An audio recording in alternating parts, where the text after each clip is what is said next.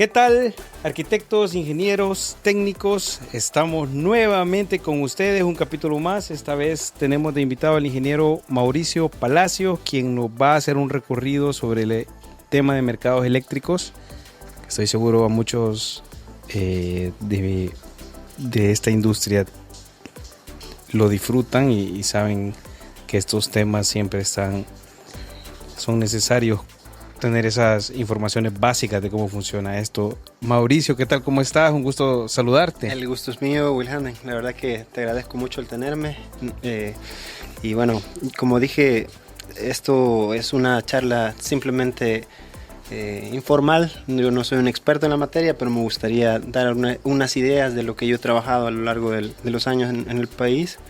Hace 5 años que no estoy en el sector de mercado eléctrico, pero algunas nociones tendré y quisiera compartirlas en tu espacio. Me parece, Mauricio, ¿podrías contarnos cómo ha sido que estos últimos 5 años no estás? ¿A qué te referís? ¿Cómo estuviste? Sí. ¿En dónde estás y todo? Para que la gente pueda, entender de dónde viene tu experiencia. Sí, brevemente. Mira, yo me gradué de Ingeniería Eléctrica. De hecho, fuimos compañeros en la misma universidad. Claro que sí. Posteriormente tuve la oportunidad de trabajar en una planta generadora térmica del país, una de las más grandes en ese momento, Nejapa Power. Sí. Ahí estuve trabajando como ingeniero analista de mercado eléctrico junior. En ese entonces, en el año 2010, era un mercado basado en costos, cuya regulación se basaba en aquel entonces se llamaba el ROS-TM 2M, ¿verdad? Que era el reglamento de operación del sistema de transmisión y del mercado mayorista. Ese era un reglamento plenamente basado en ofertas. O sea, cada generador ponía su oferta, no importaba cuánto era el costo operativo del generador, y ahí él, dependiendo si salía despachado, él podía tener una utilidad la que él quisiera, ¿no? Dependiendo si salía despachado, un precio que él definiera. Pues trabajé en ese entonces, en ese mercado. Muy interesante realmente cómo hacían los análisis. Estuve un tiempo ahí, un año. Posteriormente después trabajé en otro sector, en el sector de aviación civil para Avianca, haciendo otro tipo de análisis que me sirvieron de otros, me dieron otras experiencias, ¿no?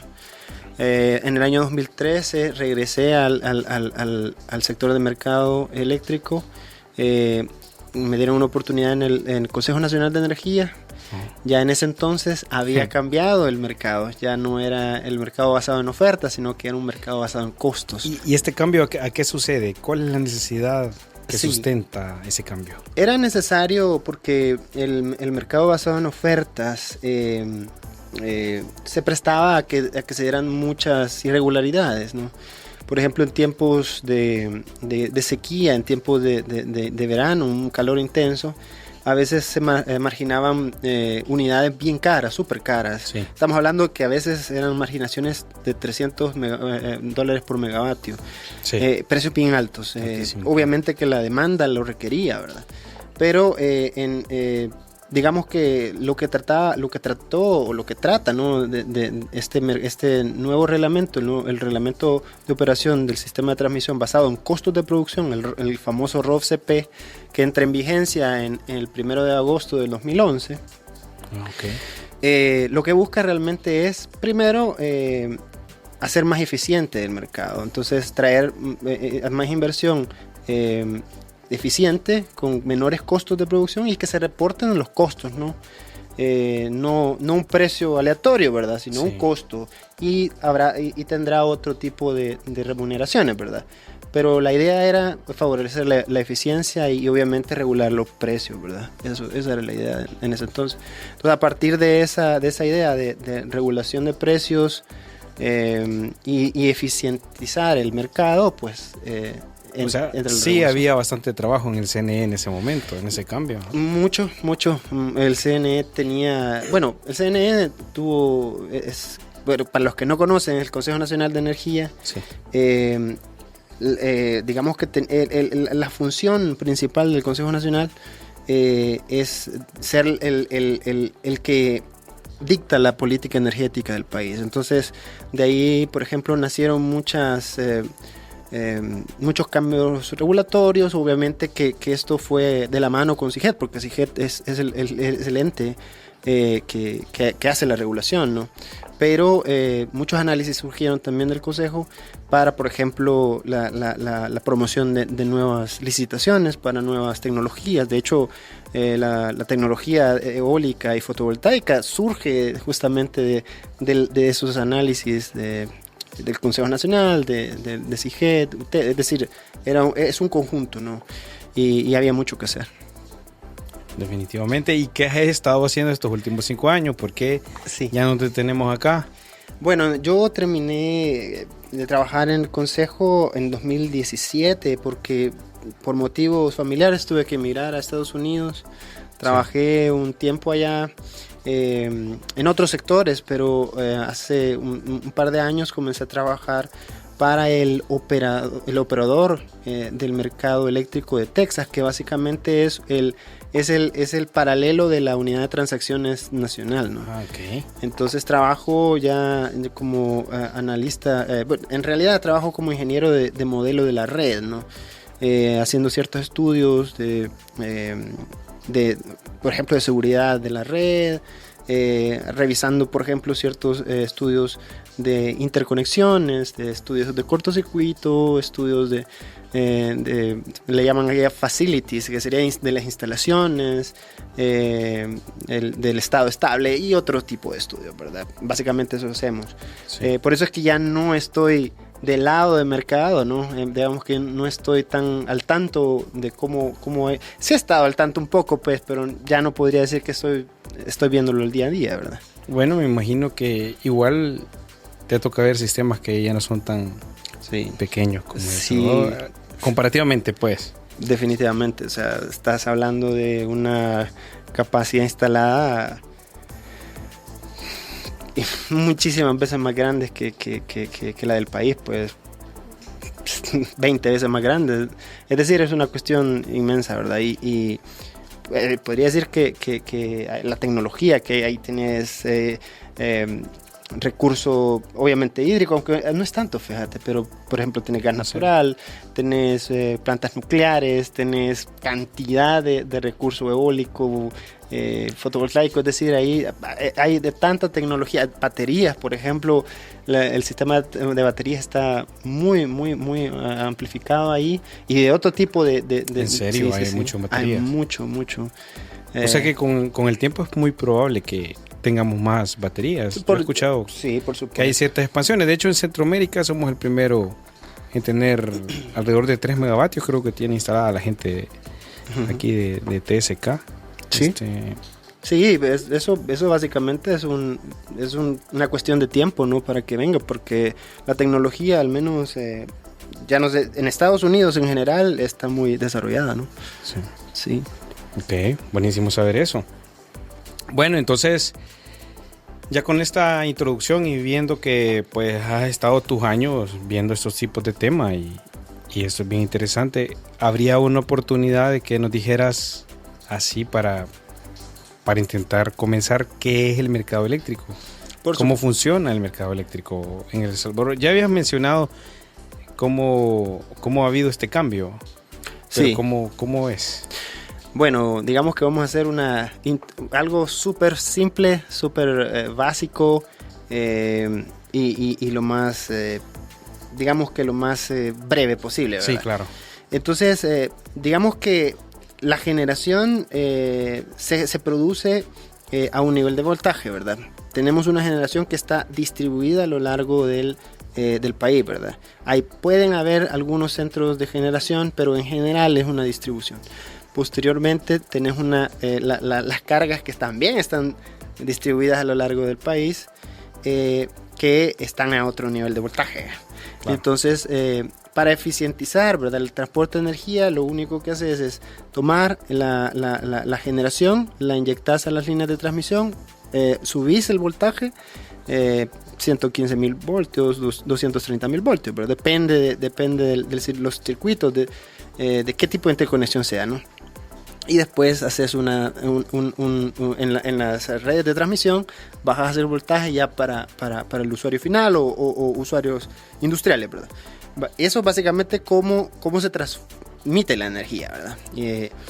Pero el mercado funciona de alguna manera en base a esa infraestructura, ¿no? Infraestructura física. Las reglas del mercado, como dije, están contenidas en el reglamento de operación del sistema de transmisión basados en costos de producción que entra en vigencia, como ya había dicho, el 1 de agosto de 2011. Claro. ¿Qué se basa este mercado? Este mercado en realidad es un mercado doble, digamos así. Lo vamos a decir así. ¿Por qué?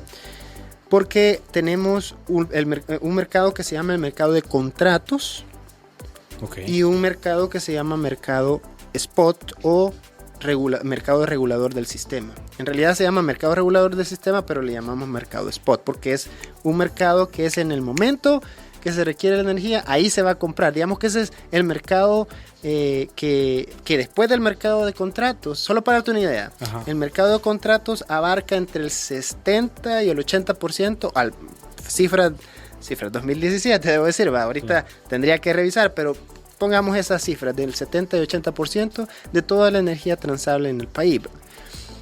Es el mercado de contratos. ¿Y qué significa el mercado de contratos? Es un mercado que tiene un precio fijo.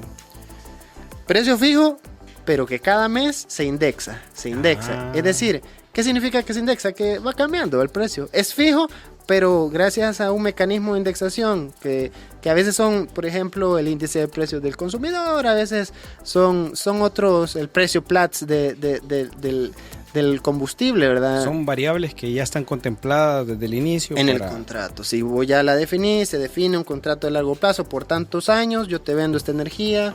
De hecho, eso se hace en licitación pública. Sí. Y quien gana la licitación, pues recibe, va a estar generando va a estar teniendo en realidad es un contrato financiero, más no físico, que significa que en el momento puede no salir despachado y él no entra nada, pero él tiene una obligación financiera, pero es el precio, lo fija, ¿ya? Entonces, como dije, es un precio fijo. ¿Qué hace este mercado? ¿Qué es lo bueno de este mercado? Que mantiene un precio fijo, digamos, estable. Ese mercado estabiliza el precio lo más que se pueda. Y esa es la idea de este mercado. Pero hay una parte, ponerle el 20-30% de la energía que no se cubre en ese mercado y se tiene que comprar en el mercado regulador del sistema llamado mercado spot, ¿verdad? Ahí se compra esa energía. Eso. Y el punto de cómo funciona ese mercado es que es un mercado basado en un precio marginal. ¿Y qué es el precio marginal? Imagínense esto, imagínense que ustedes tienen muchos generadores, ¿verdad?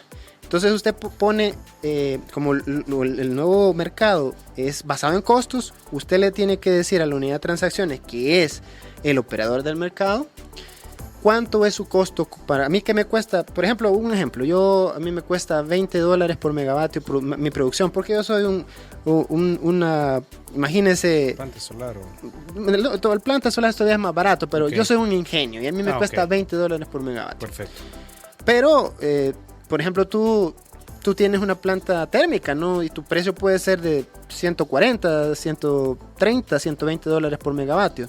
Entonces, yo hago una lista de todos los precios en orden creciente, ¿no? Claro. Y los ordeno, ¿verdad? Entonces, imaginémonos que la demanda en una hora pueden ser 300, por ejemplo, 800 o 1000 megavatios. Sí. ¿Qué pasa? Entonces, yo empiezo a llenar la demanda con la disponibilidad, la energía disponible de cada generador. Más barata. De la más barata, la segunda más barata, la tercera, hasta que cubro la demanda. N. El precio, el generador que cubre la demanda y que tiene la capacidad de producir 1 megavatio adicional, a ese se le conoce como el generador marginal. Y el costo define el precio marginal del sistema. Bueno, entonces aquí en cierta manera estamos premiando al que es más eficiente, ¿será? Por supuesto. ¿Por qué? Porque si yo como generador, imagínate que tú marginas, sí, tu $130 por megavatio, tú marginas, ¿verdad? Perfecto, tú marginaste. A ti se te va a pagar el precio marginal de esa hora, recuerden que son precios horarios, de esa hora se te paga a ti el precio marginal. Pero tú sales tus costos, ¿no? Correcto. Pero si yo salí despachado, que obviamente si soy más eficiente tendría que salir despachado, a mí se me va a pagar tu precio marginal. Si mi costo es $20 por megavatio y tú 130 y estoy ganando $110 en esa hora. O sea, buenísimo. Ya tienes una utilidad, ¿no? En esa hora, ¿verdad? Claro, esto es dinámico porque depende de la demanda horaria, depende de la disponibilidad de cada generador. Puede que un generador, por cuestiones de mantenimiento, por cuestiones de vertimiento, por cualquier cosa, en ese momento no tiene la disponibilidad. No tiene disponibilidad, pues va a ser despachado menor. Depende de muchas cosas, ¿verdad? Pero es por eso es que es tan dinámico este mercado. O sea, en una hora puede ser $130 por megavatio, pero la siguiente hora puede ser $10 por megavatio, o pueden ser 0. Ese es un precio que es volátil realmente. Entonces, vaya, ya diciendo esto, el mercado regulador del sistema es muy volátil.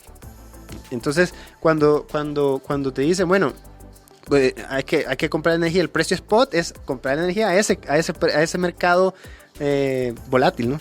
Y generalmente eso se hace con el mercado de largo plazo, ¿verdad? El mercado de contratos. A veces tenés que comprar la energía porque no puedes inyectarla, ¿verdad? Pero ese es en teoría. Hay otras compensaciones, por ejemplo, las compensaciones de cargo por capacidad, que se le paga al generador un cargo extra porque se honra realmente el hecho de que el generador esté en línea. Ya se le da mensualmente, se le está... bueno, realmente es un precio horario, pero se fija un precio mensual de cargo por capacidad. Entonces ahí se le está pagando también otro porcentaje. Y para que, como creo que tú, bueno, es tu canal básicamente es en base a la operación, ¿no? de la regulación. Sí.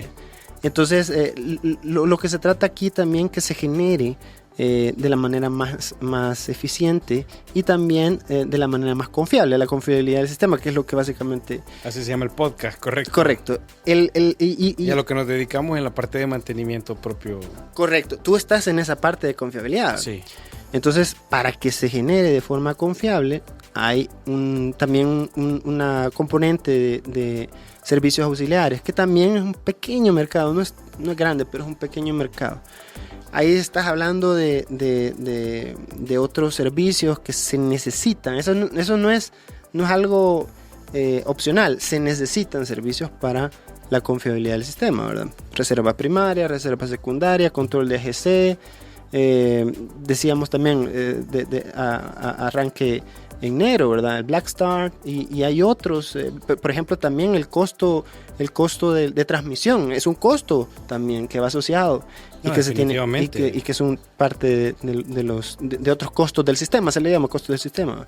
Entonces probablemente ahorita que estamos con la tormenta tropical, de hecho estamos grabando este episodio en medio de eso y claramente nuestro sistema eléctrico se ve forzado en todos lados. Correcto. Porque son ese tipo de elementos que van a retrasar la entrega de energía. Es cuando es más importante, porque hay centros de acopio, hay un montón de elementos que se están activando y que requieren sistemas de energía nuevos. Una capacidad de energía que no puede perderse, pues. Y todos estos sistemas tienen pérdidas, pues, definitivamente por elementos de la naturaleza que no podemos detener. Definitivamente. Bueno, no sé mencionar nada más que lo que se hace también, bueno, solo así como en resumen, ¿verdad? Para redondear la idea, ¿no? Porque esto que me acabas de decir es el resumen de cómo se calcula el precio, ¿verdad? Al final es un cálculo de precio horario, ¿verdad? Que dos componentes, ¿verdad? El mercado de contratos, mercado regulador del sistema, más otros cargos del sistema, más cargos por capacidad. Todo eso va sumando, ¿verdad? Para un costo general, ¿verdad? Y así, ¿cómo se traslada la tarifa eso? Antes de trasladarse a tarifa se tiene que calcular lo que se conoce como el precio de la energía a trasladar a tarifas. Es el famoso PET que le llaman, que es un precio que va variando que es un precio que varía 4 veces al año, ¿verdad? Cada 3 meses, el 15 de enero, 15 de marzo, 15 de julio, 15 de octubre, se está calculando un precio. Sí. Todo ese precio horario, el precio horario que te dije, se hace un ponderado para el precio, puede ser el precio de la semana, puede ser el precio del día, precio de semana, precio del mes, pero al final lo que cuenta es el precio del trimestre, o sea, los 3 meses. Por ejemplo, de octubre a diciembre, esos 3 meses, todo esos precios, ese acumulado de precios, ese ponderado de precios de octubre a diciembre, ese precio se hace un precio único que se llama el PET, Sí. en base a la demanda de todo ese periodo, y ese es el que se traslada al precio de enero que queda vigente, ¿verdad? Que va a quedar para 2023. Exacto. Entonces, ese es el precio PET, ¿verdad? El precio PET, posteriormente, se traslada a tarifas bajo un esquema de pliego tarifario que está aprobado por la UTE, que depende del número de abonados de cada distribuidora, porque cada distribuidora tiene diferentes números de abonados y otros cargos que van internos, ¿verdad? Es decir, que estos modelos se van haciendo más precisos con el tiempo o con la referencia propia de lo que acaba de ocurrir. Exacto. Esa es la intención.